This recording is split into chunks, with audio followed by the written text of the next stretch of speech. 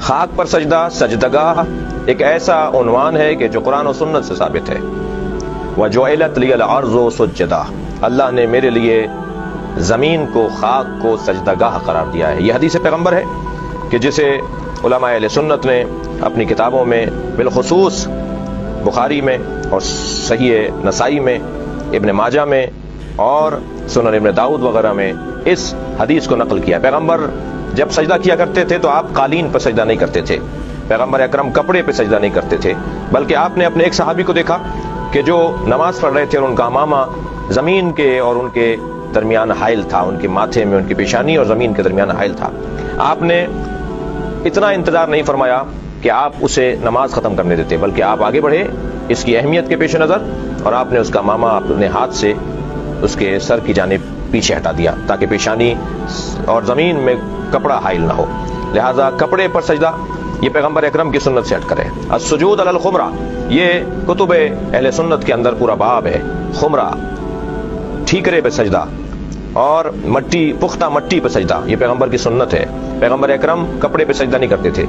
ایک شخص کہنے لگا کہ آپ سجدگاہ پر سر رکھ کے سجدہ کرتے ہیں، کبھی اگر کوئی کسی کی عبادت کر رہا ہو تو اس پہ چڑھتا نہیں ہے، اس پہ بیٹھتا نہیں ہے، اس پہ سوار نہیں ہو جاتا۔ ہم خانہ کعبہ کی عبادت نہیں کرتے، خانہ کعبہ کی طرف رخ کر کے اللہ کی عبادت کرتے ہیں۔ لہذا خانہ کعبہ کی چھت پر کھڑے ہو کر بھی اذان کہی جاتی رہی ہے، نبی کے زمانے میں بھی اور بعد از پیغمبر بھی۔ اسی طرح اگر سجدگاہ، جو خاک جس پر ہم سر رکھ کر سجدہ کر رہے ہیں، اگر ہم اس کو سجدہ کر رہے ہیں تو کبھی بھی اس پہ سر نہیں رکھیں گے، بلکہ اسے اپنے سر سے آگے رکھیں گے، تب جا کر اس خاک کا سجدہ شمار ہوگا۔ کربلا سے پہلے مطلقاً خاک پر سجدہ ہوتا ہے، لیکن کیونکہ وَطَابَتُ الْأَرْضُ الَّتِي فِيهَا دُفِنْتُمْ، معصوم فرما رہے ہیں کہ وہ خاک جس میں آپ حسین دفن ہو گئے، اے اصحاب پیغمبر جس خاک میں آپ دفن ہو گئے، وہ خاک طیب و طاہر ہے۔ لہذا جب خاک پر سجدہ کرنا ہی ہے تو پھر وہ خاک جو طیب و طاہر زیادہ فضیلت رکھنے والی ہے، اسے اگر سجدہ کا قرار دے دیا جائے تو بالکل ٹھیک ہے۔ ایک شخص نے ہم سے کہا کہ آپ خاک پر سر رکھتے ہیں، آپ سجدگاہ پہ سر رکھ کے سجدہ کرتے ہیں، لہذا آپ شرک کرتے ہیں۔ میں نے ان سے پوچھا کہ آپ کہاں سر رکھتے ہیں؟ کہنے لگے ہم ہر جگہ رکھ لیتے ہیں۔ تو میں نے کہا پھر بڑا مشرک کون ہوا؟